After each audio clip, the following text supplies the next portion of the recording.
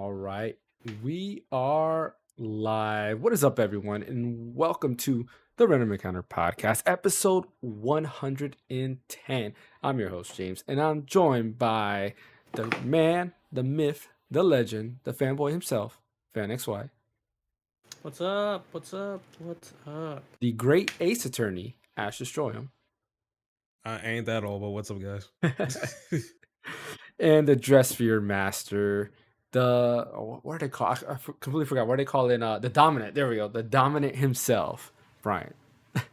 I like that. That's cool. Did you click record, by the way?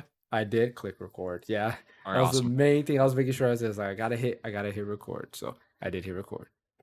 I'm the dominant of dress sphere. I like it. Yeah, dominant dress fear. You know, you got the stuff. You got the Green Bay Packers going on today. You know, typically R.I.P. They lost. good stuff. But yeah, we got quite a bit going to talk about today, and I am getting encoder overload, of course, because I'm recording while also simultaneously streaming on two things. We're both live vertical and horizontal, as well as Twitch. So we are live in technically two places, but technically three places because the vertical shows up on Shorts, the horizontal shows up in regular YouTube, and of course there is Twitch. But yeah, like I mentioned, quite a bit to talk about today. Nintendo released a new app for mobile devices. A game that I've been asking for the longest has finally been announced. Yes, a game. You know what game? Oh yeah. Oh, I thought you were talking I was about about to the say. other Nintendo. I thought you were talking about the other Nintendo release besides the game. No. We have something going on. The that app. Yes. No. Something I'm very excited for. And a studio closure, unfortunately, that happened. We'll be discussing those three things. But before we get into that, as always, don't forget to hit that like and subscribe button. Share the channel. It does help a lot. If you're over on Twitch, go ahead and follow on Twitch. Share that Twitch Prime with us. It does help us a lot as well. So without further ado, and before we dive in, we're going to go ahead and start with what we've been talking about. While you do that, I'm going to go make sure that all our audio levels are great. So let's start off with you, Bryant. What have you been playing? I finished Silent Hill 2. I got the leaving ending. I forget. Yeah, so what's really interesting about Silent Hill 2 is that there's like 7 or 8 different endings, I think. And I can't imagine going through that game 7 or 8 times and still having a semblance of sanity after doing it. Like, it takes you to a really dark place. It's really just a depressing, depraved, dirty, sad, heightened anxiety kind of place. I can't imagine somebody wanting to go through it that much. It's a great game, but it's kind of like like one of those movies that it's like the best movie you ever watched that you're never gonna watch again, you know? So, maybe one day I'll go through it again and try to get more of the endings and maybe get all the achievements for it. But that one trip through Silent Hill, those 20 hours, that's good enough for me for now.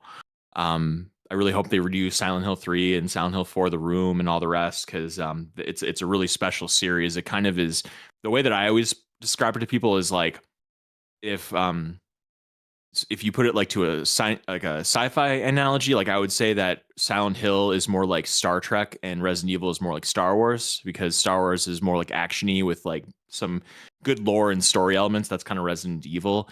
And Silent Hill is kind of more cerebral. It's a lot more like about like the psychological stuff, like depression, and there's like sexual abuse and just really gnarly stuff in it. That really kind of takes you to different places. So it's really great game. Bloober Team did a great job. I also am trying to finish that Warhammer Space Marine game. I'm getting close to that. Is that it? Is that really all I've been playing? And then Sonic Cross Shadow Adventure. Is that what's called? Sonic Cross? No, not Adventure. Sonic Cross Shadow Generations. Yeah, there we go.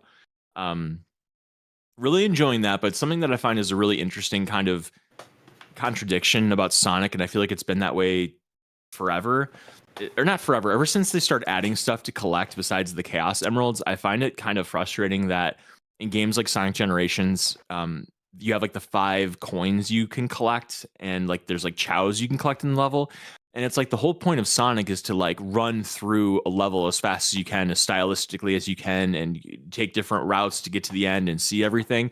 And when you turn it into an exploration game where you have to find these little coins here or there, it's just kind of I don't know, kind of slows down the pace. I guess you could ignore it, but they put him there. I want to get him. I'm all about 100%ing games, but it looks really nice. The music's great. The levels are really fun. But yeah, so I'm working on trying to 100% Sonic, and that's kind of where I'm at.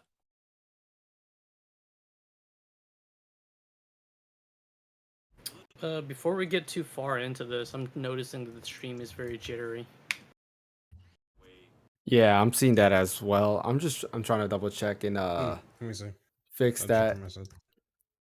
Yeah, it should be. Hopefully, is when that because I had encoder overload. I had to stop recording because I was getting encoder overload. So basically, I have to go back to what we've been to before. Let me see. It should hopefully catch up because it looks like, yeah, where I'm at right now, it looks like Bryant is now doing good. He's a little bit behind. So we should be good now. We should be good. So, Fan, Okay. you go ahead next. Okay. I haven't been playing too much. Still playing Ally X. I jumped back into Samus Returns using the dual screen with my Ally X. Also been playing some Gravity Circuit. So for people who like Mega Man, it's an interesting game. Nice. Yeah, Gravity It's Circuit's like pretty good. it's like a Mega Man / beat 'em up. Like if you took a Mega Man and a beat 'em up and put them together. Yeah, I guess is the essentially. best way I can explain it. No, I think it is. I agree. What about you, Ash? It's kind of cool, but yeah. So there was 2 games that I started playing. So one of them is Alien Isolation. That is really trippy and scary as hell. Like it's just I love the overall sound design as you're traversing throughout the entire space, the entire ship itself and everything. It's great, and I'm playing everything off of the Steam Deck and everything with my headphones. It's just perfect. I love it. Playing on my bed and everything, and then along with that, because James mentioned this before in the last podcast, Remastered Saga 2 Revenge of the Seventh. I've been playing the demo of that game, and I'm more than likely will be picking this game up pretty soon Told you. because bro, I really hate the fact that they kind of just like stop you after they show you the inheriting system within the Yep. game, and it was like, why you did this? The story's getting good and everything. I think one of the great, like, there's so many things about this. To start with, voice acting is amazing, and when I'm talking about voice acting, I'm specifically talking about the English voice acting. Gerald or whatever his name is, the one of the protagonists, he is amazing. He did stellar with his performance. Yep. Love it.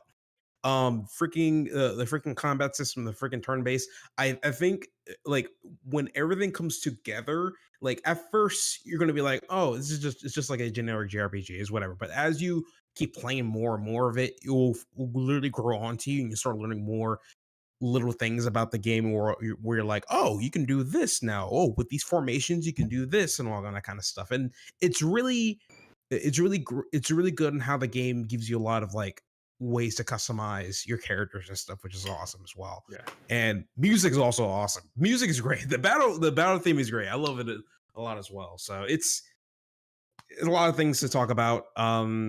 I feel like so far the story is kind of cookie cutter / generic, but the way they're executing it is really really well done in my opinion. But yeah, I'm definitely gonna plan on picking up this game probably by the end of the month. Maybe it depends how fast I can get through my other games too. So, but Remastered Saga 2 Revenge of the Seventh, definitely pick it up. Try out the demo first and see how you feel. But great, good game. Mm-hmm. Yep, 100% agree. Like I tried out the demo because I was curious about it. Like I've never played the game. It's a remake, and I've always been just curious about the game. I remember going through like the App Store, seeing it on the App Store. I'm like, this seems like a pretty interesting game. It feels very Final Fantasy-ish. It came out around Super Nintendo, I think, is when the first games came out. So it had like similar aesthetics. It's all right. I'll get to it eventually, and I think this is a perfect entryway. It's a remake. And yeah, I like the demo. I enjoyed the demo quite a bit. So pick it up. Green Man Gaming. You buy it from Green Man Gaming. It's like I believe it's $40. You save $10 off of it. Yeah. So definitely worth the pick I in was my thinking opinion. of picking up. Yeah, I want to pick it up. I probably will pick it up before the end of the year, but 2 weeks. You got so much 2 stuff to weeks. play, I James. do. Yeah, I got that too. Yeah, it's difficult. Yeah, it's Yeah. difficult. It's just because now I never had this game on my radar until I played the demo. So I'm like, damn it. Now I want to play this game too. So I'm just Yep. like, what the hell? There's another RPG out of all things. So Mhm. it's god dang it. So Yeah, in 2 weeks though, we got the RPGs of all RPGs coming out, so I can't wait for that. And that's talking about Xenoblade Chronicles X.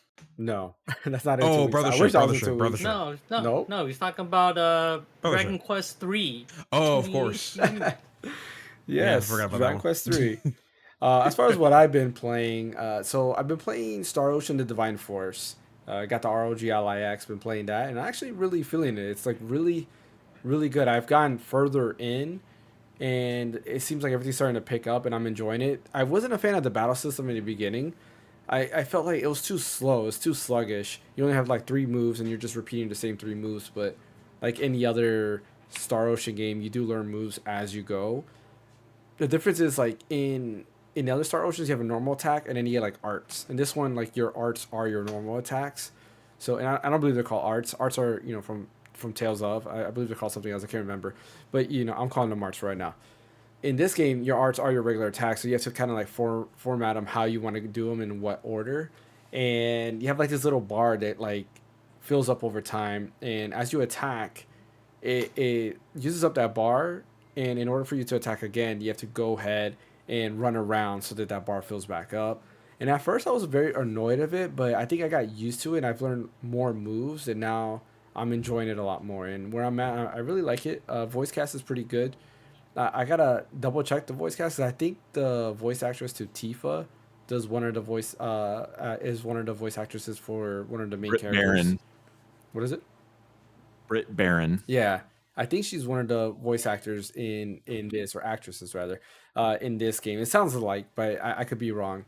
But the cast seems pretty decent. Story wise, seems pretty good where I'm at right now. So yeah, I'm excited to continue that. The other game I've been playing is Like a Dragon Gaiden. And man, there's a track that got into. It's called well, I forgot what the official name of the track is, but it's in the boutique shop. Boutique shop is where you dress up your character for the fight arena, as well as in the when you're roaming, so you can put on like a jacket or whatever, change the shoes and all that stuff.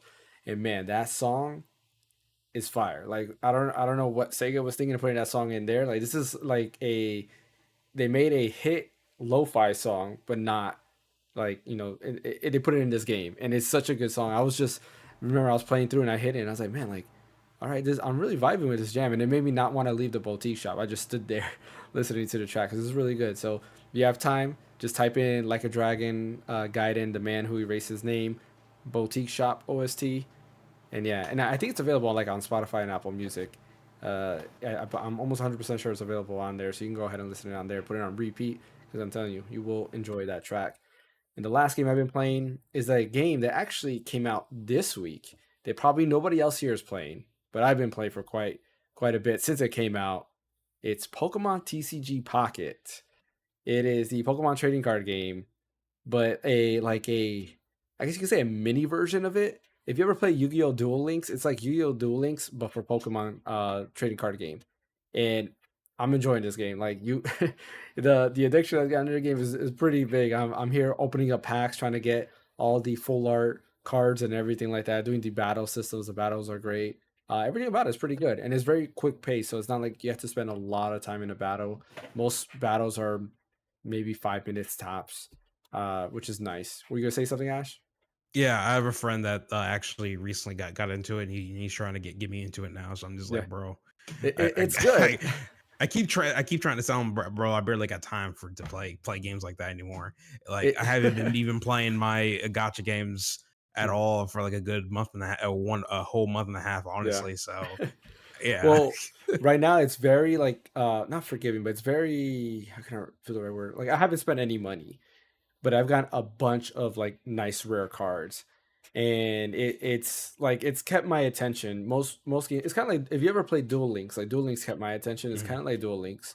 It's very good, very simple that anybody could jump into, even if you don't know the TCG rules. Because I know they've changed the TCG rules over time, so I don't remember them. I just remember what the Game Boy Color game had as rules, and this has its own rule set, and I think it's very what's the right word? Very easy to get into. As far as like drawing the packs, like I've drawn so many card packs and I've gotten so many good cards that it feels rewarding, even though you're not paying any money. So I recommend it if you like trading card games at all. I think you'll enjoy this. There's not that many cards available, so not all the Pokemon cards are available. The most you will see is most of them are from the original like 150, but then you have mixtures of other Pokemon from different generations in there. So yeah, highly recommend it. But those are pretty much the only games I've been playing. I will soon be getting to this sometime this week. This is the Retro Pocket Mini. Finally came in after they walked it over, from China over here because that's what it felt like. Took 16 days to get here. I finally got it, and for initial previews, real quick, it's solid. Like it feels really good. It's very small. Like it is small, and I like it. This is something that I could, technically put it in a pocket. Probably won't fit in my pockets, but you can technically put it in a pocket. You can put it in a bag, throw it in there, and it's small enough. I haven't turned it on because I think I'm gonna do a live stream of me setting it up. So we'll see if I decide to do that. So I haven't turned it on. I haven't seen the screen or anything yet. So we'll wait till that happens. All right, let's go ahead and get started with some smaller news. And I forgot to open up this site. But there is a list of PS5 Pros that are being enhanced on day one. Give me a minute to pull up this site. Brian, is your PS5 Pro showing up? Was it Thursday, I think? Thursday. Cannot wait. Yeah, so you're gonna have to next week. You're gonna give us that preview. I guess not preview, but like our I'll be review by that review. point. Yeah, I'll be a review at that point. Yeah, you can give us a review on what you First impressions. Yeah, first impressions. Yeah. So here's the list. So I have a bunch of plans. You have a bunch of plans for it? Yeah, are you gonna read the list of the games for it? Yeah. Yeah, go ahead. Do that then I'll tell you. Okay, so here are the list of games that are going to be PS5 Pro enhanced. Alan Wake 2, Assassin's Creed Shadows, Demon Souls, Dragon's Dogma 2, Dragon Age The Veilguard, Final Fantasy 7 Rebirth, F1 24, Gran Turismo 7, Hogwarts Legacy, Horizon Forbidden West, Marvel Spider-Man 2. Must be a typo because it's here twice for some reason. Ratchet and Clank Rift Apart, Marvel Spider-Man Remastered, Miles Morales, Resident Evil 4 Remake, Resident Evil Village, Star Wars Jedi Survivor, Stellar Blade, The Crew Motorfest, The First Descendant, The Last of Us Part 1, The Last of Us Part 2 Remastered, Lies of P, and Lords of the Fallen. I believe that's the whole list as of right now. Yeah, it looks like to be the whole list as of right now. What were we going to say, Brian? So I was in the middle of a playthrough of Horizon Forbidden West, and then the PS5 Pro news dropped. I'm like, okay, well, I'm putting this on the back burner because I'm not going to go through this whole thing, and then the Pro comes out and it totally makes it look amazing. Mm-hmm. So I put that in the back burner. I'm probably like almost halfway done with that, so I'm definitely looking forward to getting back to my playthrough of that because I was really enjoying it. Stellar Blade, I definitely want to go through again to do it in hard mode for sure, especially with the visuals. Because so far, we're not quite at the end of the year yet, but so far, Stellar Blade is my game of the year 2024, which I'm sure we'll discuss as we get closer to the end of the year. Final Fantasy 7 Rebirth, I'm ready to have my heart broke again. I want to play it again on hard mode, and I don't know if I'll ever be skilled enough to get the platinum in that game. I'm pretty close, but I want to go through it again on hard mode, and maybe now knowing that I can skip all the crap that's in it, all the bloat stuff, maybe I'll like it more just kind of getting through the chapters and everything and picking up the trophies. What else was there? I really want to do a platinum run of The Last of Us Part 1 and replay that because I haven't played it through since it came out back in what was it, 13? I think it came out 14. Or was it like 13 or 14 or 15? I don't remember. For PS3 originally. Yeah. Trying to think of what other I want to play Harry Potter or the Hogwarts Legacy on it, even though I started it on Steam. I'd like to just kind of see how it looks. But yeah, those are like my three mains. Those or four mains: Horizon, Stellar Blade, Final Fantasy, and did I say Horizon, Final Fantasy, Stellar Blade, Last of Us, and Stellar Blade? Yeah. Gotcha. Yeah, I think you're the only one getting the PS5 Pro from all of us. I think all of us were kind of dead set with what we already have. So we're definitely gonna await your opinions to see how you feel about the PS5 Pro and if you felt it was definitely well worth the upgrade, which I'm pretty sure it will be. But I will like to see what you got to say next week. So for everybody interested to see if the PS5 Pro is worth it, especially going into this holiday season, wait for Brian's thoughts next Sunday. Let's go ahead and start talking about the bigger news that happened this week. Starting off with, and we're going to keep it Sony for right now, with the developers of Concord, Firewalk Studios. They have been officially closed. And I got mixed feelings on that because even though Concord seemed very generic and it wasn't well received at all, which hence why they shut down the whole game and everything.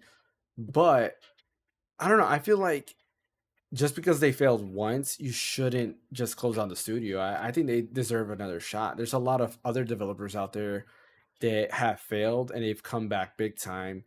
And I feel like they might be able to get it right. You just got to let them cook. Like maybe let them do a Killzone. If you're not going to let Guerrilla Games do Killzone, maybe you should give them the Killzone IP and have them online and do something like that. In my opinion, because that's an IP that's just sitting there. And I doubt Guerrilla's going to go ahead and do another Killzone because they're too busy trying to make new Horizon games. But what are your thoughts on Firewalk Studios kind of being disbanded? And I want to say they weren't announced as a Sony studio, or Sony bought them not that long ago. So it just feels, I don't know. I want to say like it's a shame to do that, in my opinion. I think you should have given them another chance. But what are you guys' thoughts on this?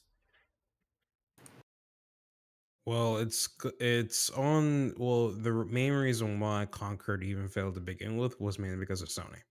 Yeah. I'm just gonna just put that out there. Sony was trying to bake on this game way too damn much because how popular arena shooters were and team based arena shooters were back then. I think Overwatch was like the one that pretty much popularized that genre to begin with, and Sony wanted to capitalize on top of that.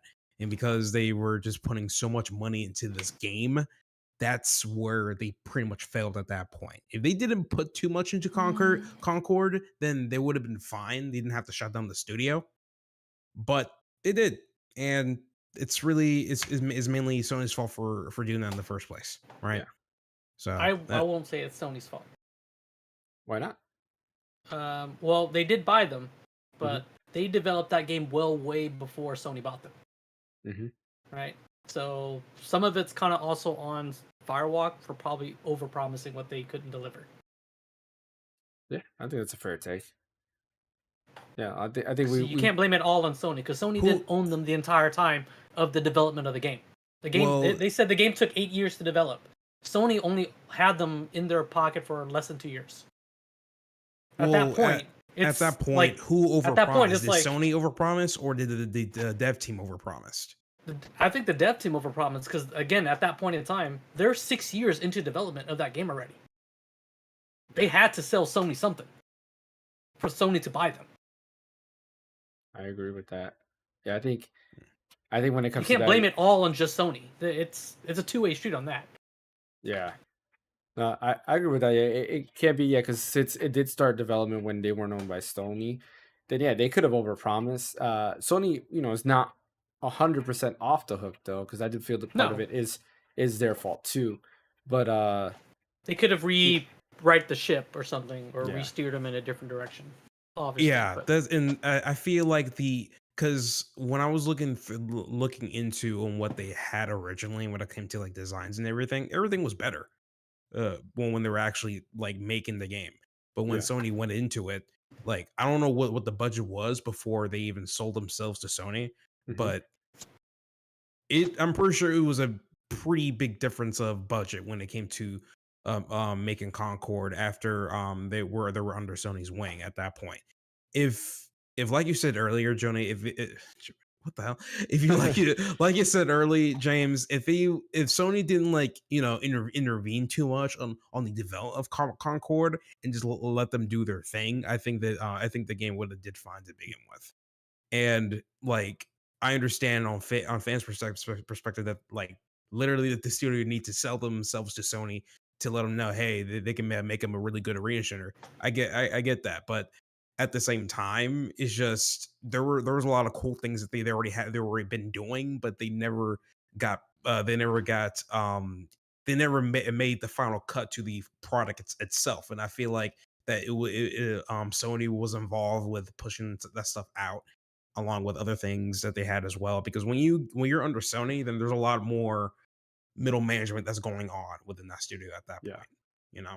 So Yeah. it's just they should have had better management when it came to like the budget, amongst with other things too. And you know, I wish the game would have done well. And like I feel like Sony should have, you know, like look back and be like, you know what, we shouldn't have put too much money into a video game like this. Maybe we should give them another chance and let them do their own thing and see what happens. Yeah. You know? So What about you, Brian? Any takes? Yeah. Sony was where the puck was. They weren't where the puck was going. Mhm. A hero shooter in the year of our Lord 2024, just you got to really bring some A+++ gameplay that is just fresh and differentiates yourself from the rest of the pack to make yourself special. And like I guess they had the story bits were kind of cool, but the artwork was so ugly in that game, like the character design. Actually played the beta of it and like it was okay, but it's like would I rather play this or just go play Halo Infinite? Like Halo Infinite all day was much better than that. I mean, it's not exactly apples to apples because Halo isn't Overwatch, and this is a little bit more kind of like Overwatch feely because it's a hero shooter and stuff like that. But it looked good. Sony way overpaid for it. I mean, the amount of money they lost on this thing is just mind blowing. They could have made, you know, what a couple Last of Us games or you know, Bloodborne remaster for that like 6 times over, and they would have made so much money on it. So I just don't get why they decided to pour all their priorities in this when there were so many easier goals to make, if instead of an own goal in this case of buying a Firewalk and sinking so much money into this project that just didn't have any legs to stand on for one reason or another. So it's not unexpected that they got closed. It was a big investment that failed. I just hope that they learn from this and learn what the audience wants rather than what they want the audience to want, which is an online shooter that lives forever like Fortnite, that makes Fortnite revenue when really that's like a diamond in the rough. It's not something that just happens every day. I mean, how many of these online shooters have shut down over the past few years? Like Knockout City comes to mind immediately, and there's a bunch that ended up closing because it's too oversaturated. The audience is in their game. They're playing those games. They don't want to move over, and you can't just like force them to because you're Sony and because you think you have a cool like. It has to be exceptional to get people to move. People don't like change. So not unexpected that they got closed. But it is sad that people lost their jobs. And I just hope that more comes of this in the future.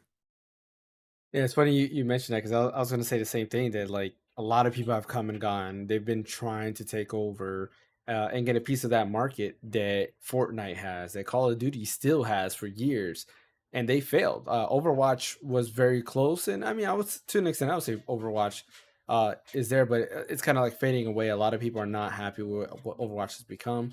Valorant comes to mind as well as something that I feel that has gained popularity, and you know it still becomes popular. Like Valorant, I was a big fan of, and it's a mixture of like Overwatch and CS:GO, where it's a hero shooter, but it's like more CS:GO mechanics, and that's something that is still popular today. Nowadays, it's just very rare for a game to just pull anybody. You got things like X Defiant. A lot of people were saying like it feels like old school Call of Duty, and look what's happened with X Defiant. Like it's nobody cares about X Defiant anymore. So it's hard and it's tough, and I feel just for the shooting genre, it's like you said, it has to be very exceptional, and I think that's very hard to do. What is going to cause somebody to move from Call of Duty Warzone, or Overwatch or Valorant or any of these games like Fortnite to their game? I don't think anybody really has an answer. Like you have to do something that's different. You have to be super innovative. You can't just copy and paste because a lot of people won't fall for copy and paste. Fortnite, I feel, got very lucky with the copy and paste mechanic where they took PUBG and then they made it Fortnite. And not only that, they were free to play too. So it was an easier, right? There was no barrier to entry. You can just download the game and play it. It was available on almost anything at one point. And that I feel like that's what helped them out in that sense. In terms of like Concord, you're paying, was it $40 was what the game was worth, right? Was it 40 or 50? Something like that. You're paying 40. Yeah, it was cheaper, I think. Yeah, they had like an Ultra Edition that came with some like DLC stuff, and then they had like the normal. I think it was like 40. Yeah, that sounds right. Yeah. So it's like you're having somebody spend money on that, and if a lot of people already are not feeling, they're probably gonna be like, no, like that's a pass. Because to spend money on anything, you have to be really well worth it. It's hard for somebody to spend money on that. Maybe they would have done better if it was free to play and they just added in all this. I doubt it, but maybe that might have helped out. Maybe they would have put it on PlayStation Plus and let people get it for free. Maybe that might have helped out, but I doubt it. When it comes to Firewalk Studios closing down, I don't know. I feel like maybe if they tried with Killzone, I think Killzone has a chance of getting a piece of that cake that Call of Duty has. It's just you need somebody to develop for it. And honestly speaking, Guerrilla Games I think would just be the best developer for it because they would just have to come back to that. What they did in what was the Killzone for PS4 called? I can't remember now. Shoot. Shadowfall. Yes, Killzone Shadowfall. What they did in Shadowfall, I really enjoyed, and I feel like they would have had to kind of replicate that, but make it a little bit better to get people to dive in. And not only that, only make it PlayStation exclusive. I also think maybe put it on multiple platforms. Put it on Xbox. Let Xbox players play it. For a shooting game like that to survive, I think you have to be on multiple platforms at this point. You can't just be exclusive, or else you're gonna end up like Mag did back in the days. I don't know if anybody remembers Mag. Nope. It was Yeah, I do. It's that game was like 40 verses, or no, was it more than that? 80 verses or something like that? Yeah, it was more. I don't remember exactly the player count, but I know it was boasting like the highest player count in a video game, and yeah, it didn't do so hot. Nobody cared about that. The game was called Mag. I believe it was called Mag. Yeah, I'm almost positive it was called Mag. Interesting. Yeah, this is a different name, but I'm pretty sure. Yeah, I think. Yeah, it was Mag. Yeah, that's correct. Yeah. Yeah, and I think they wow. were the Never heard of developers, this. the original developers of SOCOM, if I remember correctly. Could be wrong on it, but I think that's who they were. Yeah, I mean, perfect example of a game that's struggling is Battlefield. Battlefield kind of lost their way, and Battlefield used to be on par with Call of Duty. I used to prefer Battlefield over Call of Duty, Same and here. it's kind of Battlefield went and lost their way, and most people are going with Call of Duty. Oh, I forgot to mention too. I've been playing Black Ops 6 on the ROG Ally X, testing that out. Runs You great. enjoying it? Yeah, Oh, I'm enjoying it. okay. Runs great. At max power, I get like 90 FPS. At on what do you call it, on the performance mode, which is 17 watts, I'm getting at least 60. I don't know what it is because I have the frame rate counter shut off, but I'm sure I'm getting 60 at least. There's an interesting thing on that game on the ROG Ally X. I have the Xbox Game Pass version. It does not allow me to go ahead and customize my graphics settings. I don't know why. It's almost like if it's it reads the hardware information and knows it's a gaming handheld, and it just chooses what's best for the Ally. Yeah, I think that's what's happening. I think actually, I don't think so, because I have a friend of mine that also is playing Black Ops 6 from the Xbox store, and on his PC, and he also gets the performance and quality option as well. So I think it's Yeah. more on the fact that since you're getting from the Xbox store, they may have to alter the code a little bit to like fully understand on what system that they're playing on, Mhm. because on the Steam version, apparently it's normal. You can go through the different graphical settings and adjust it how you want it on the Steam version, Okay. but you can't do it on the Xbox version. Somebody told me that they got the Game Pass version. They said that they're able to adjust their settings. I was like, are you sure? I assume that that's what it was because that's what they told me. So I was like, all right, so maybe that it knows it's a ROG Ally and doesn't allow me to adjust it. But if your friend's doing that, then they lied to me. Liars. Honestly, I don't know. I don't know what the truth is, but that's according to my friend, if anything. So Gotcha. All right, moving on to the next topic. Nintendo has released another application that came out this week. An application that actually we've been talking about for quite some time. I want to say I've mentioned it plenty of times that I feel they should have done. And let me rephrase it, not an app that I wish we had, but music that I wish we had in other storefronts. But regardless, Nintendo has come out with the Nintendo Music app that has not every Nintendo song, but they have quite a bit right now, with promise of more to come in the near future, which I think they just added Super Mario Brothers Wonder, because I got a notification saying this is new. And I don't remember if it was there day one or not. I'm assuming it wasn't because the notification said, brand new or just added to Nintendo Music with Super Mario Bros. Wonder. And I think it's pretty cool. I'm enjoying the app. I've been playing some of the music from there. I think the sleep time playlist they have is pretty rock solid. They have a mixture of like Pikmin 4, Nintendo, was it Weather Channel app and stuff like that. They have Wii music on there, which is amazing. They got Wii music. So you can listen to the Wii Shop channel music. They have an extend feature, which is pretty dope, where you can go ahead and tap on the extend icon, or it says extend. You tap on extend, and you can extend whatever song you're listening to up to 60 minutes, which I think is pretty awesome. So if you want to listen to the Wii Shop channel music for 60 minutes, you just click on that, and it'll be a 60-minute version of that same song, which is pretty cool, which is one reason why I think it's nice that they're doing this in their own application. Has anybody else here besides me played around with the Nintendo Music app? Yeah, I have. I think it's so pretentious. It's such a pretentious app. And what I mean by that is, number one, it doesn't show the composers. It's just like, Yeah. these are songs from random games, and I don't like how it disrespects the work of these composers. Mhm. Two, no, I really don't think that it's good enough to warrant somebody getting Yep. what do you did Oh, you they showed show the the app. composers Nintendo now? Music app. I just showed the app. Oh, okay. I thought you were proving me wrong about something. Okay. It's not, it doesn't have enough depth. I can't talk enough depth Mhm. to it to warrant somebody being like, oh, I'm gonna get a Switch Online subscription so I can get the Nintendo Music app. Now, if it had like 90% of all Nintendo first party games ever made, then I'd like, okay, maybe that would be something that somebody would pay money for through Switch Online. But given the fact that this is pretty limited, I mean, it doesn't even have the 3 mainline Mario games from NES. Like, it doesn't have 2, it doesn't have 3. Yeah. I don't remember if it has World. It has World 2. I know Yoshi's Island. Yeah. But it's like, it's just so limited. And it's like, if you're gonna do this and just release things piecemeal, like, why wouldn't you just put it on the major streaming platforms? Like, yeah, your royalties would be smaller probably, but at the same time, again, I ask, who is buying a Switch membership to get access to this app as limited as it is? You figure they'd get more money going through a streaming service than through their own app that isn't that, like, I feel like it'd be a lot more forgivable if they put music on a streaming service and it was limited, like, I don't know, maybe a dozen games to start off with under the Nintendo label, and have people get royalties for it that way, rather than making their own app, the R&D of creating their own app, like the amount of investment it takes to make that app, and then upkeeping it with like OS updates for phones and everything, and then expecting people to invest in it because they have a Switch Online subscription, which, given that it's not that deep, I don't see anybody doing that.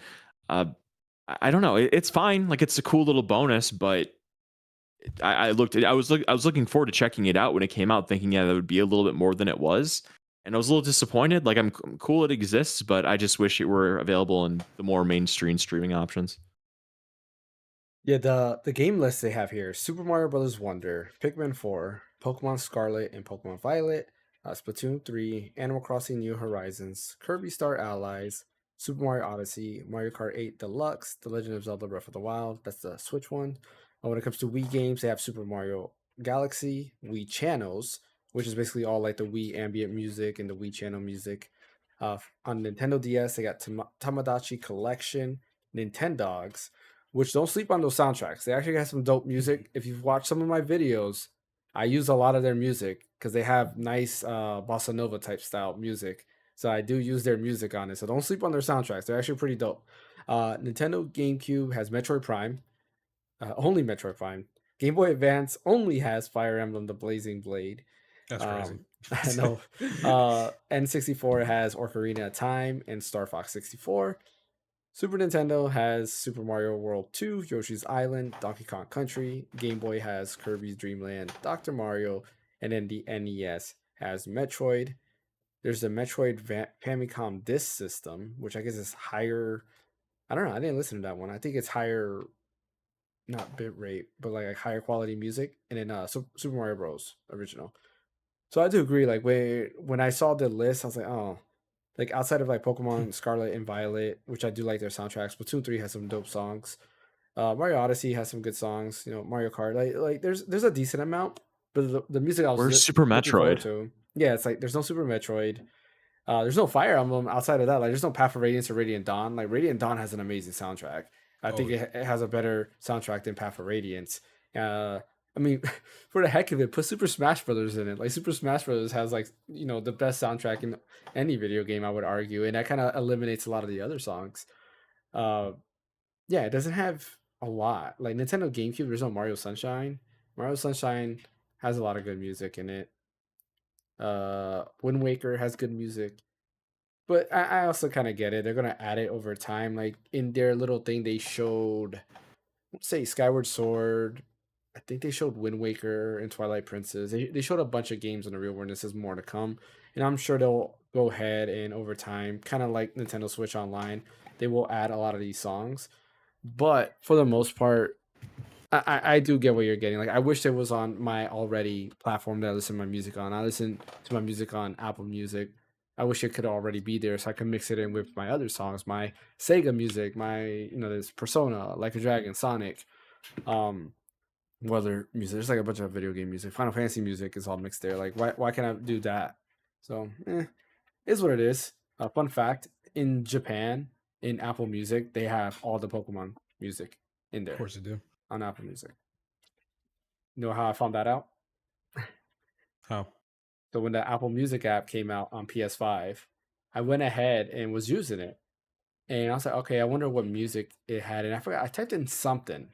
And it showed like Pokemon Diamond and Pearl original soundtrack popped up. Oh, I was like, what? man. And it literally showed me every single Pokemon game on there. I was like, oh, let me play. I would have gone to town on that, man. Yeah. Jesus. Well, I hit play and it says this song is not available in your region. I was like, well, that's dumb. I can't even listen to that. But yeah, that's how I found out that Apple Music has all the Pokemon, which, I assume Spotify will also have all the Pokemon music on there as well. Yeah, funny there. You want to know something that really irks me, that really grinds my gears? It's that all of the Mega Man X soundtracks are on streaming services, but the original Mega Man games are not on streaming services, and that really annoys me. That's true. Mega Man 8 has some good music. Love Mega Man. I think Mega Man 8 has the best soundtrack. Dude, all of them do. Wait, it's so funny. I bring up the Mega Man soundtracks. The first one you say is 8. Yes. How about 3? How about 2? 8's better. Like 8's better. Oh my god, this may be a worse take than. Oh man. Nope, okay. Anyway. Soundtrack. Mega Man Bass is a close second. Close second. Okay. Just stop talking. What's the next topic? Next topic is I have written here how Mega Man 8 has the best soundtrack. It's crazy. Like. I forgot to say my piece about it. Evan McKee, thanks for the subscription. Yeah, go ahead. Go ahead, Ash.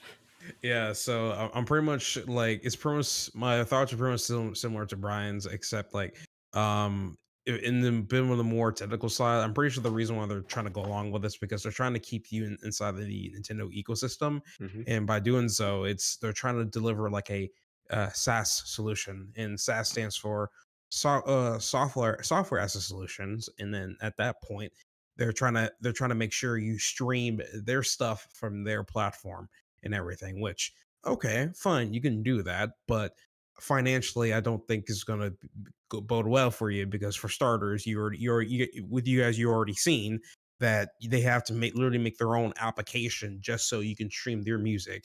And where are you getting this music from? Well, obviously, you're getting from their servers, whether if it's a cloud server from Microsoft Azure or a cloud server from AWS. It costs money.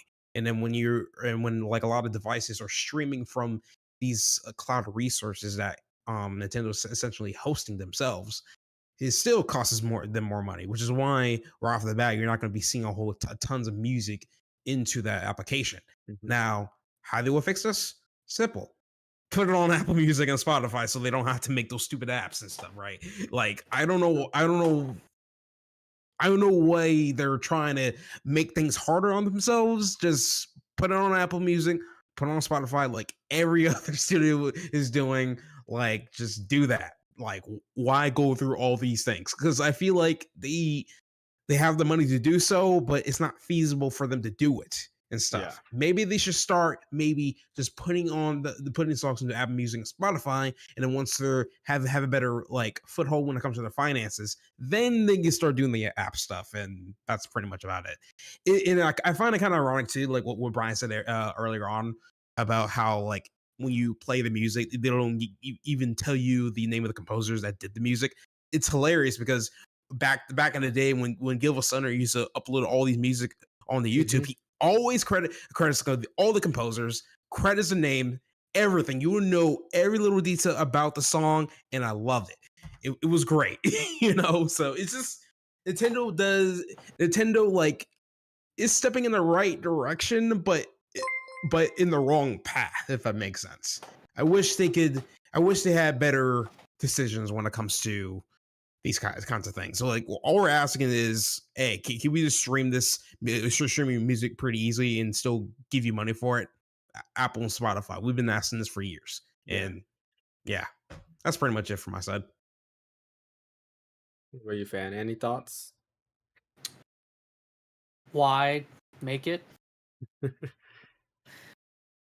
Yeah, I mean, because it's like why? Why? Like you guys had said, there's Spotify, there's Apple Music, there's YouTube Music. I mean, there's playlists on YouTube that just play video game soundtracks. So I will tell you this, like, because you mentioned YouTube, I'm afraid because I use a lot of Nintendo music as background music for my videos. I am afraid that now you're they're afraid you're go gonna get after people. DMCA? Yeah, because now that they have this app, are they gonna start going after people who use their music in the background? Like our Starting Soon has quite a bit of Nintendo music in it. Well, I think maybe like 2 or 3. But like a lot of my videos I have Nintendo background music. I use a lot of their music. Like I said, I use Nintendogs because they have some dope bossa nova music. I use Tamagotchi Life, or any of the Tamagotchi games. They have some dope bossa nova music. And it's like, now that they have this, are they gonna start going after creators for using their music? I mean, it's not beyond Nintendo to do that. They do that for a lot of things, so why not, right? That's very true. But yeah, I mean, I agree with that. Like, I wish we would have had it already, like on Apple Music or Spotify or whatever your streaming platform is.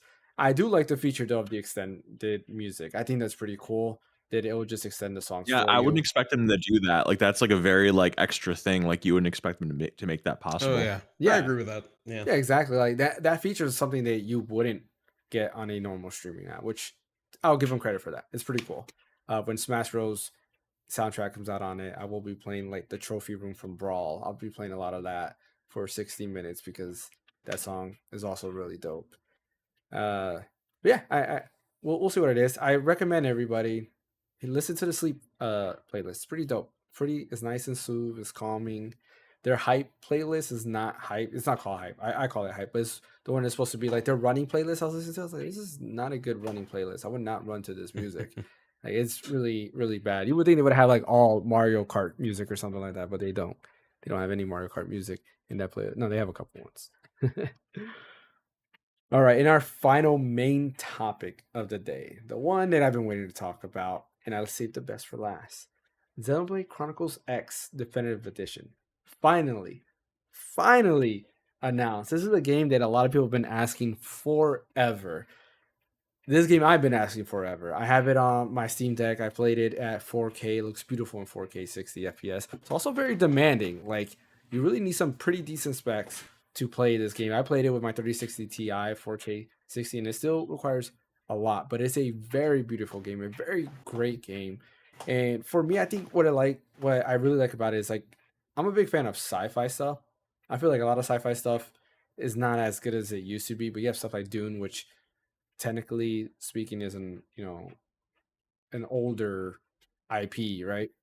But like there's like Mass Effect and stuff like that. I really like sci-fi stuff. And Xenoblade Chronicles mixes that RPG / Japanese RPG style and adds sci-fi elements to it more so than Xenoblade Chronicles 1, 2, and 3. X has a lot more of that. They have mechs in there. You have a different planet on. There's like aliens. There's all these things going on. And I really like that. And it's a game that was stuck on the Wii U forever. It didn't sell as good as Xenoblade Chronicles 1, I want to say. And then, of course, Xenoblade Chronicles 2, when that came out, that sold even more.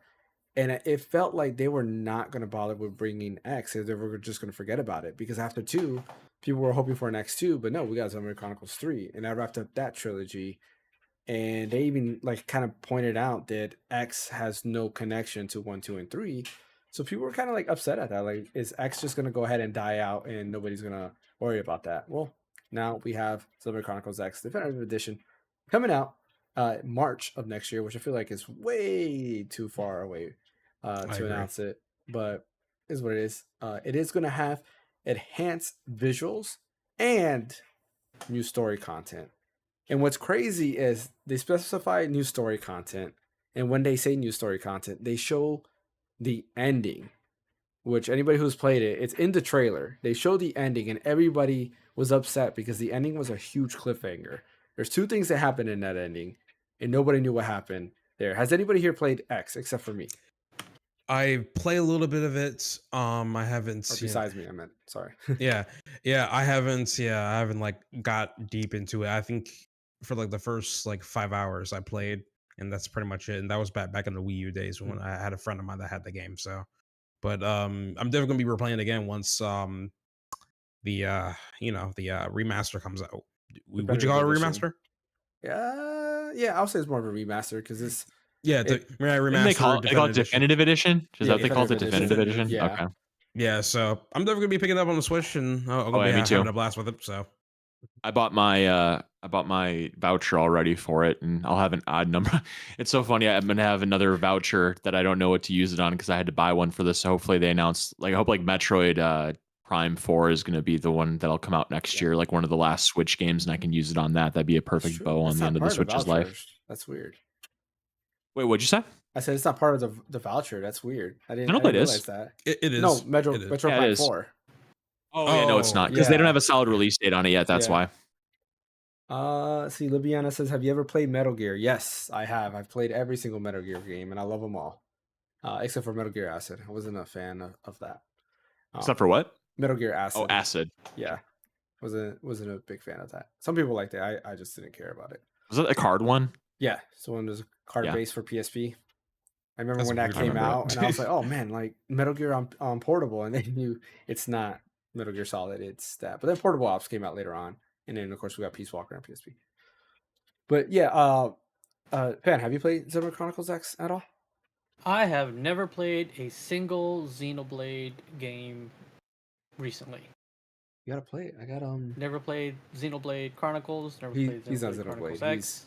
How do you play a Xeno game like Xenosaga, Xenogears? So the only Xeno game I played is Xenogears. I did that. Yes, got it. All right, that's the only one I played. I was gonna say, is that the only line Stay that long. fan knows? Oh, that's for Xenogears. Yeah, Xenogears is funny. That's the only. Well, I haven't played Xenogears or Xenosaga. I knew of them. I never played them. And every time, yes, I know.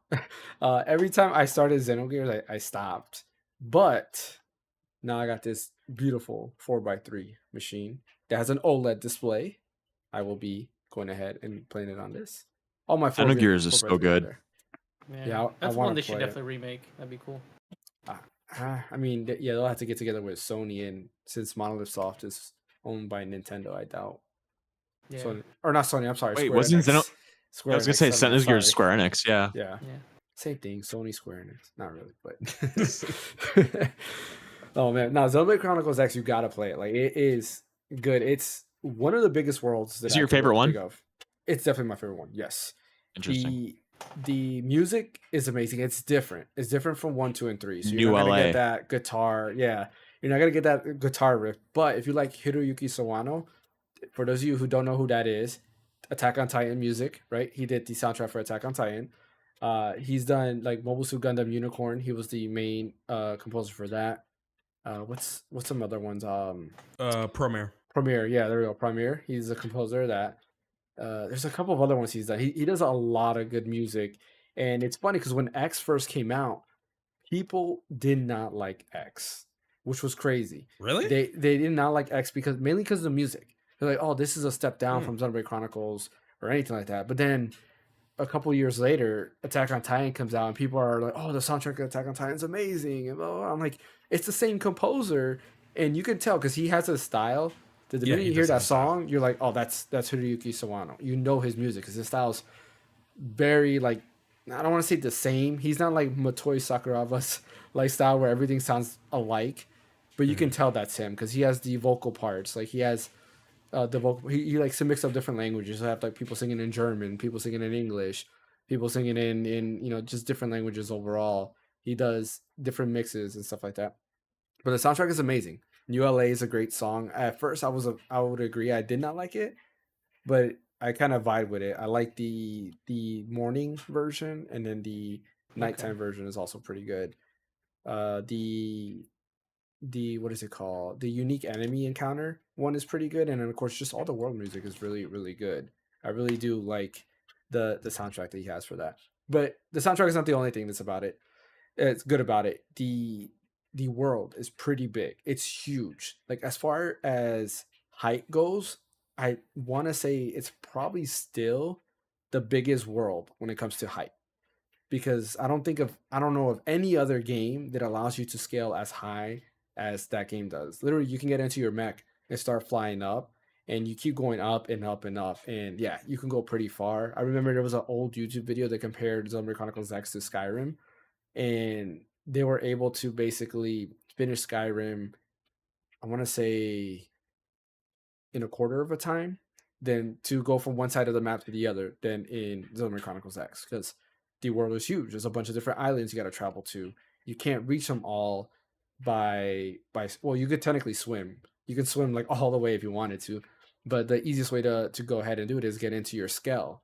And he used the Skell to travel from one side to the other, which is a lot faster to travel than just running and swimming.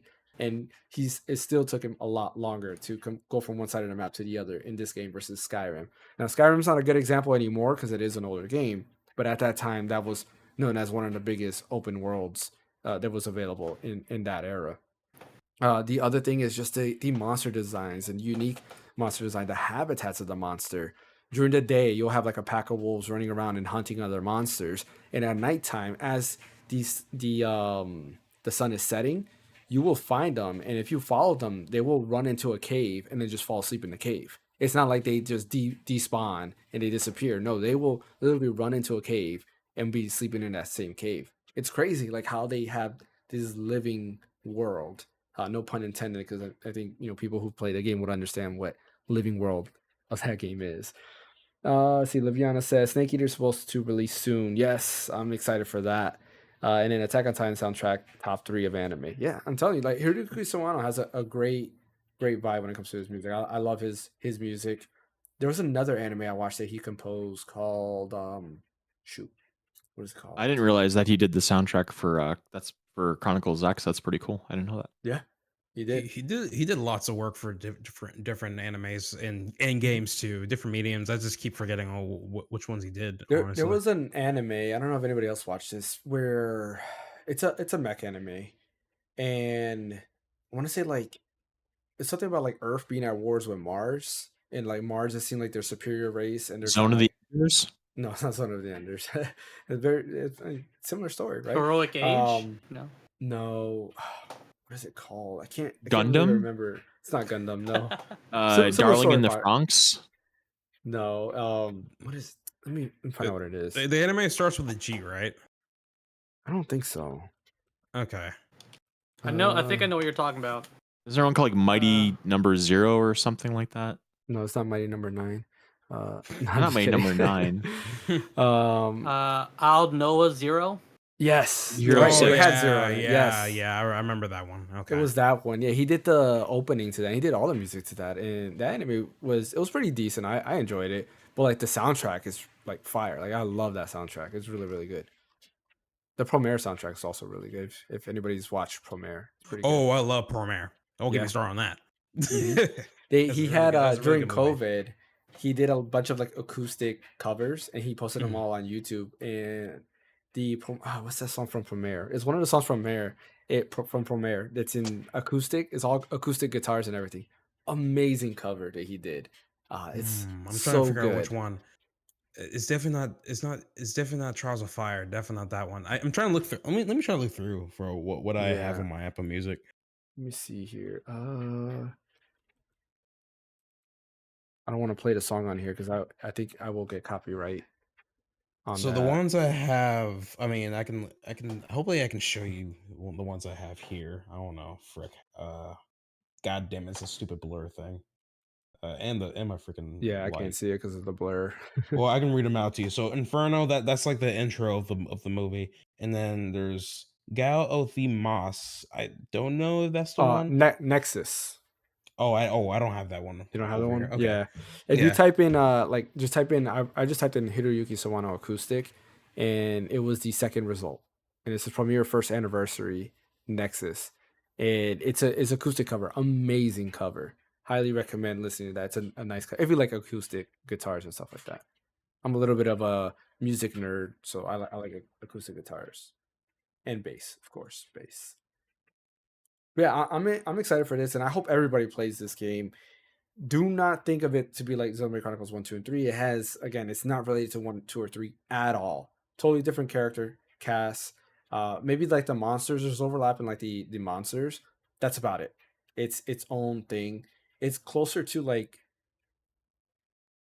Xenosaga, actually. It's a lot closer to Xenosaga. Yeah, I actually agree with that. Yeah, I agree. Yeah, I agree.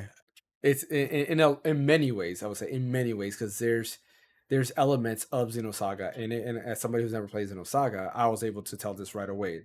These elements were in that game, so I highly recommend. The story is pretty good. I like the story.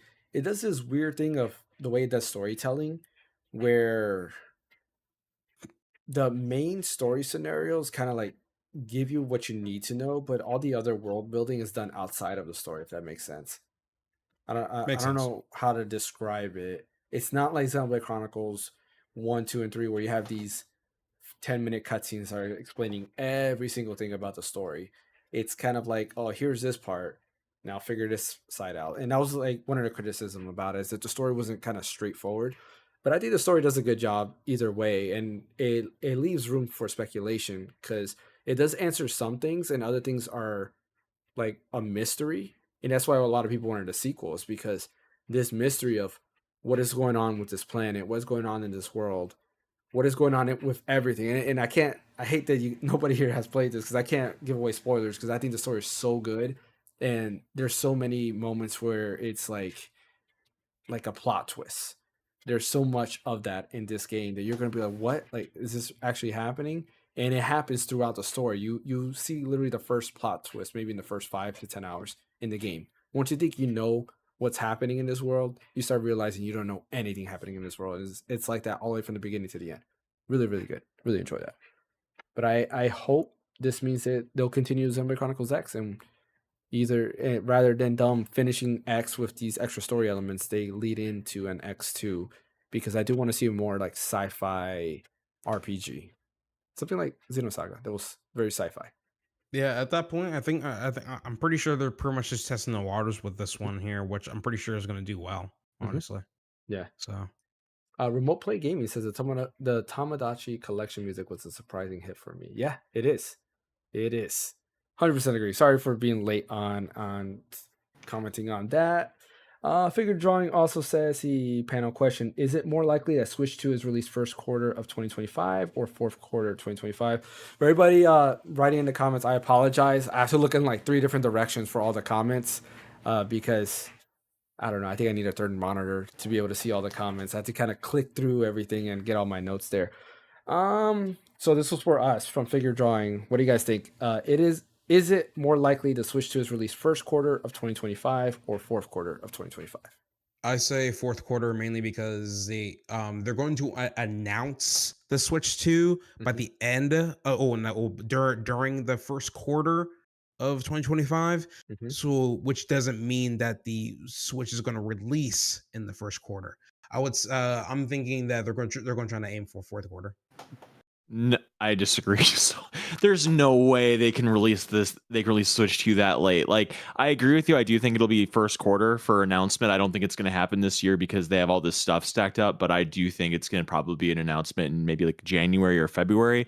And I would be shocked if it's out anytime after the summer, because I mean, we think about the original Switch got announced in October, November, and it came out in March.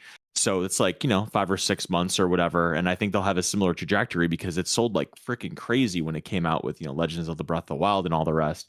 I just think that they're way over their skis if they think that they're going to announce this thing in January and anybody's going to really they're gonna wait a year to release it after announcing it in January. Like that's so long. Yeah. Like I don't think Yeah, so. because holidays.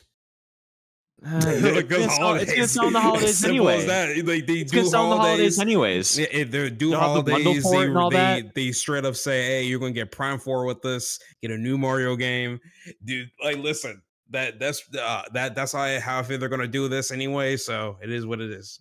So, and so far they haven't announced a Switch 2 yet, and we're already in November.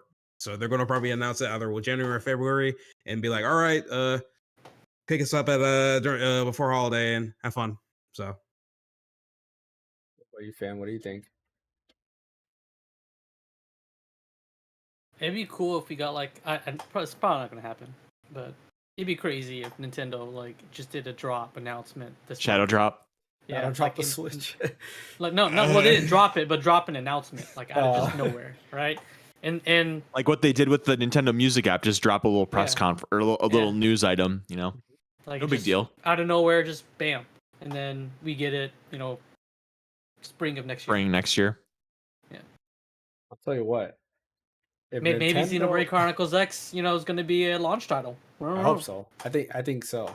I got something else to comment on Xenoblade Chronicles X, but like it would be the craziest thing because you didn't really say it, but we thought that's what you meant. If Nintendo shadow dropped the Switch 2, that would be the craziest logistics of hiding all that information, getting them into stores, and making everybody be quiet. And it's just like, oh yeah, Nintendo Switch 2 available right now at your local retailer. That would be the craziest thing. Like, I think it would cause chaos. Yeah, it would. Yeah, like people will be running just to go ahead and get the Switch 2. I know I would. I wouldn't be running. I'll be driving. But people would be going like crazy to go ahead and get the Switch 2. That'd be funny. Not funny, but funny. But yeah, as far as for me, I don't think it'll be Q4 either. I think it's gonna be like Q2 or Q3. It's gonna be somewhere between spring and summer. Main reason being like Nintendo doesn't really follow like fads, right? They don't follow traditions. They don't go through and go ahead and release things during holiday season. And I think they want to have a build up. No matter what, they're gonna sell.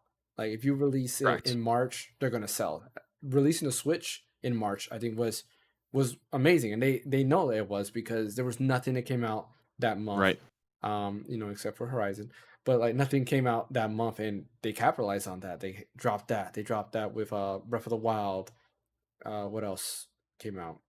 Just Breath of the Wild. That's the main thing everybody wanted. Bomberman. Yeah, there's Bomberman too. one, two Switch. 1, I 2 think. Switch. Yeah. Yeah. Yeah, there's 1, 2 Switch, I guess. Yeah, there's that too. They gotta have a big holiday game for Switch 2. Like I don't think they're gonna put all that out there at once. It's too much of a shotgun approach. Like I think they're gonna do the system, have a killer game to start off with, maybe bring out some cool like third-party ports that weren't possible on Switch, bring them to Switch 2, maybe make it so those cloud games like Kingdom Hearts and the Resident Evil games that are like cloud only, like make them playable on Switch 2 natively, and then they'll have like some really big holiday announcement, and that'll drive sales even more. Yeah, I agree with that. I think they're going to trickle out like games, and holiday is going to be where maybe their biggest games are going to be coming out, but they won't stop at that. Like I do think they're going to have a big game. They have to have a big game that comes out with the Switch 2, and I think Metroid Prime 4 is that game. Whenever Metroid Prime 4 gets an official release day, I feel that that's that. What were you gonna say? The only thing about Metroid Prime is that like it's big for guys like you and me and us or whatever, but like it's not Zelda in its popularity in the United States. Like it's a little niche. Like it's not. I mean, Metroid Dread did really well or whatever, but at the same time, it's a lot less of a commitment. Metroid Dread's a bit more casual because it's 2D and it's a little bit more limited, whereas 4 is going to be pretty intense, I'm sure, as far as how big it is, and it's not exactly something that appeals to the mass audience generally. Yeah. So maybe it could be a launch game. It looked good enough where it maybe could, but I would expect it would be something a bit more mainstream. Like, what about like I don't know, but yeah, I feel like they won't do another 3D Zelda as a launch, unfortunately. Yeah. Like, I don't see that. Or Maybe like Mario, like a Super Mario 3D, like Odyssey or that'd be cool. Something else. Not Odyssey. Yeah, that'd be cool though. Yeah, well, I'm saying like Odyssey 2 or something. Not Odyssey. No, not Odyssey 2. I don't want Not Odyssey. Odyssey 2. Super Mario Sunshine 2. That's what I want. Super Mario 64, the remake, like with modern there you go. controls and everything. Mario Galaxy 2 remake. Yeah, that'd be cool with that. At least put that. I mean, at least put that on there because since it wasn't included in the freaking complete Mario 3D All Stars. Yeah, like freaking hell, made no sense. Maybe they'll take a play from Sony and make Mario Galaxy Part 1 with Oh, some God, updated please. graphics. Don't And do then we'll don't get a do Mario that. Galaxy Part 2 later on. The, Figure see- drawing, Prime is niche. Yeah, Prime is kind of niche. I don't think It there is. was hype for Dread except for the people who actually are Metroid fans.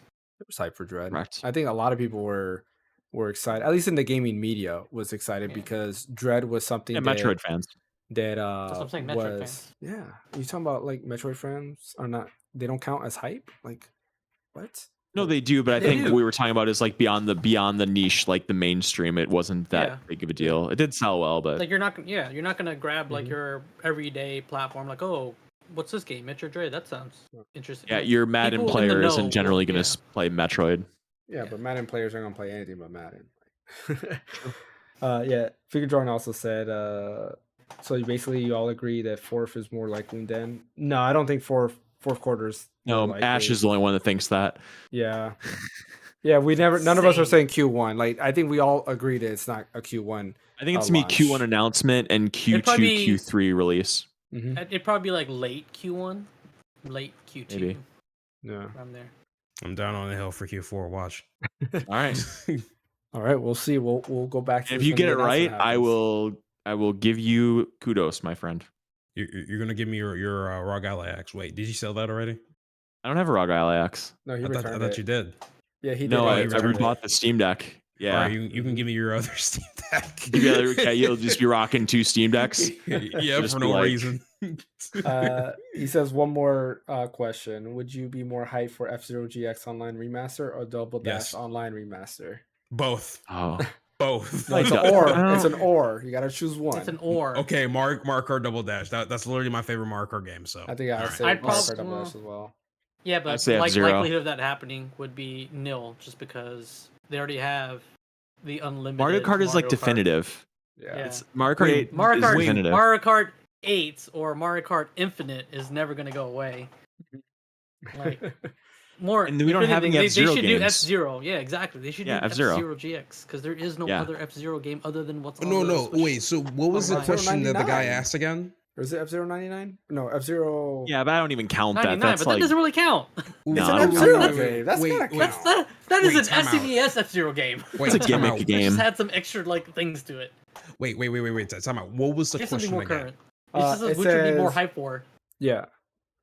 But I wouldn't be Yeah, more then hyped I for would do Double Mario Dash Kart because Double I'm Dash then. yeah, I wouldn't be more hyped for Double Dash because there's like I would. I'd be more hyped so for the me F-Zero and game because there Fan- hasn't been an F-Zero game in forever.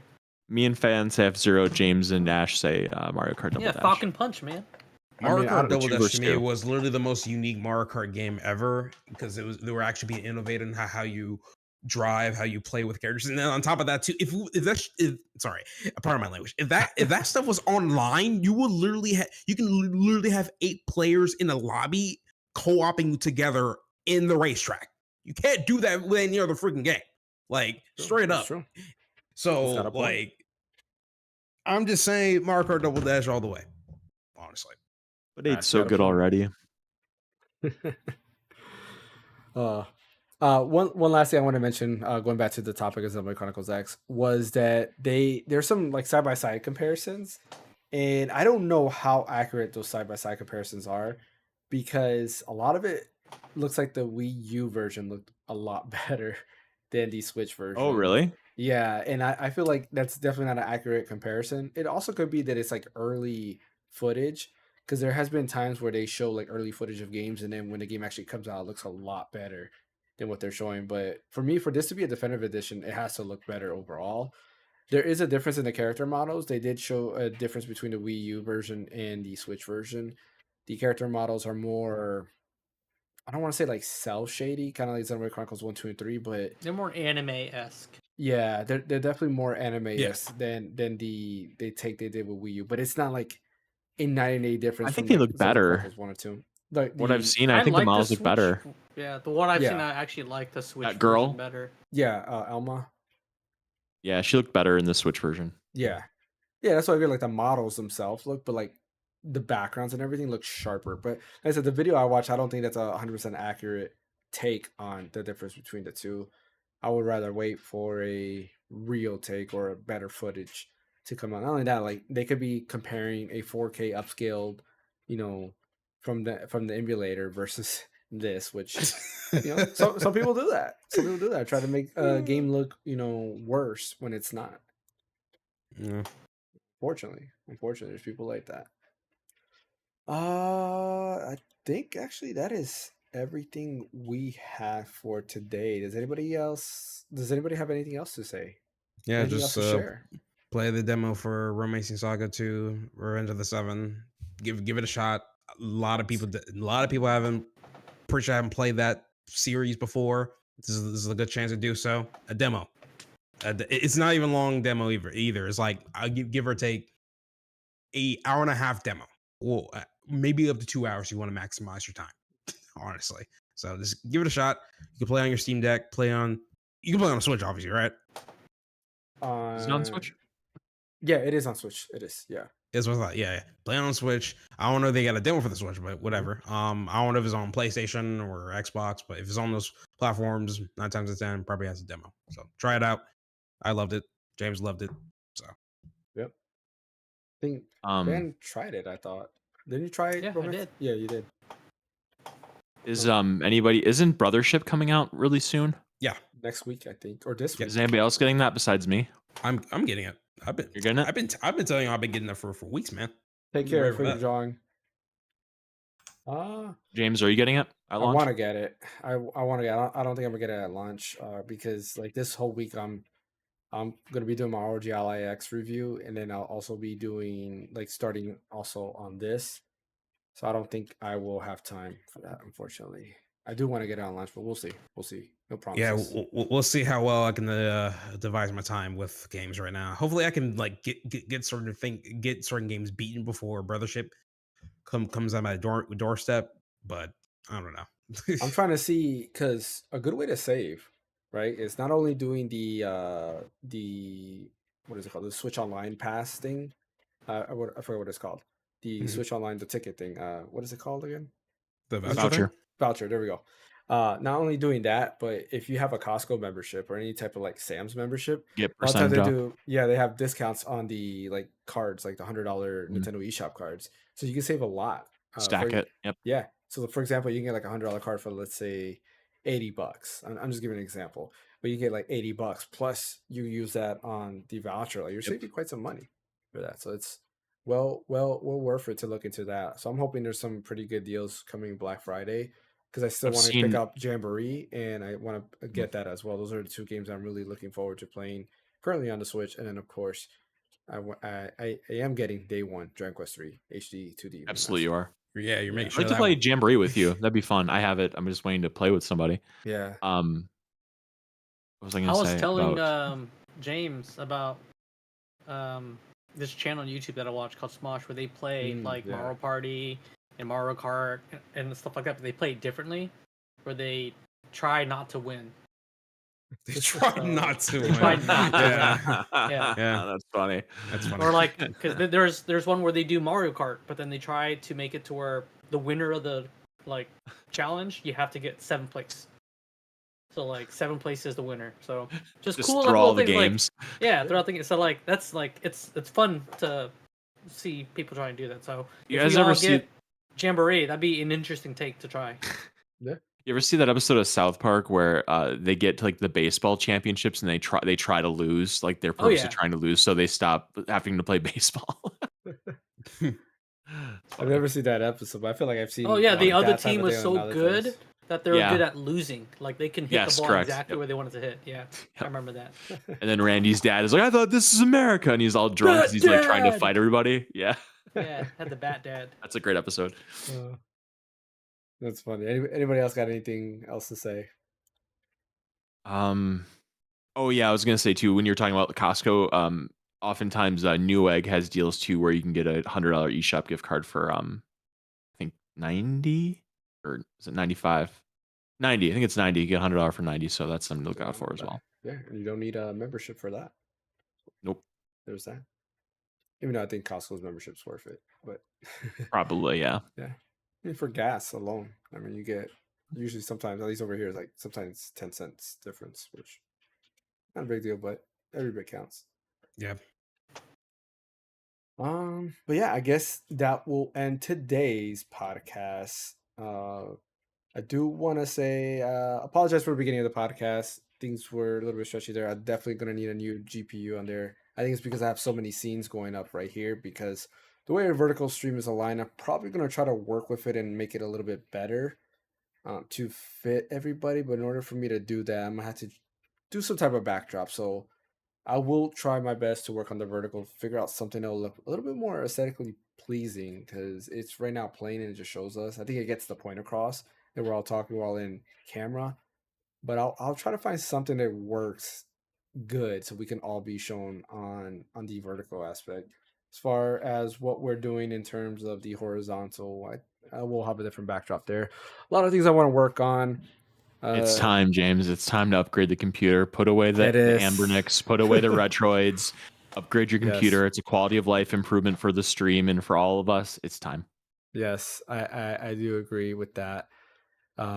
Because specifically when I was getting an encoder overload, I went to double check GPU usage, and sure enough, while recording, my GPU went to 100%, and that's what it is. So I'll figure something out in the meantime. I am hoping to get an upgrade on my GPU next year because I'm sure early next year we'll have new cards coming out. So excited to see what comes out there because that'll be a bigger jump than getting something right now because I'll be going from a 30 series GPU to a 50 series GPU or AMD, depending if I decide to stick with AMD in terms of GPU. And I think that's it. When it comes to that, as always, don't forget to hit the like and subscribe button. Follow over on Twitch. Share the channel. Sharing the channel does help out a lot. Gets new viewers in. I want to thank everybody for coming in. I probably will continue to stream both vertically and horizontal so everybody can choose their flavor, how they want to join with us. And we should be back on Thursday with the group stream. Bryant, where can I catch you at? I am at red_so_deep on Twitter. What about you, Ash? You can catch me on at Astrorum on YouTube. So I still haven't uploaded a video.